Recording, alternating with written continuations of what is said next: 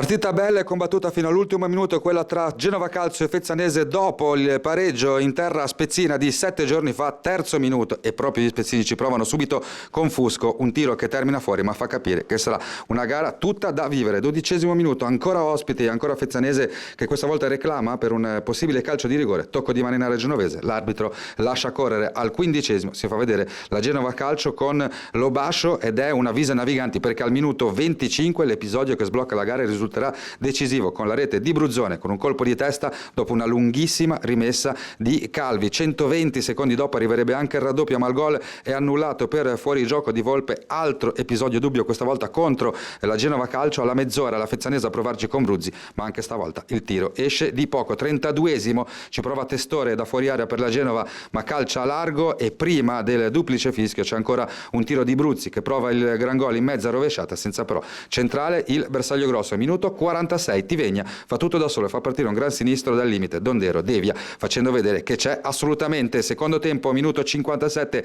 Testore subito pericoloso dalla distanza con un tiro che però sfiora la traversa. Altro episodio dubbio al minuto 61, questa volta in area verde sul ribaltamento di fronte però arriva un'occasione in ripartenza per la Fezzanese. Doppia occasione al 65° ancora per gli ospiti ma prima Dondero e poi un difensore della Genova Calcio salvano la porta biancorossa. Minuti finali, minuti decisivi. Minuto 76, Carlini va via sulla sinistra, il tiro incrociato è debole a 2 dal 90°. Altra occasione dubbia con Provenziano che tiene in gioco una palla sulla linea laterale, va sul fondo, a quel punto interviene un difensore, la palla viene raccolta dal portiere, da capire se c'è stato o meno il retropassaggio. Allora minuti finali, ci prova Bruzzi di testa ma il tiro è debole centrale. Al 90°, altro doppia occasione in area genovese ma prima Dondero e poi la traversa, addirittura si oppongono ai tentativi della Fezzanese e al 92°, gol annullato anche agli spezzini dopo una mischia in area di rigore a seguito di un calcio d'angolo.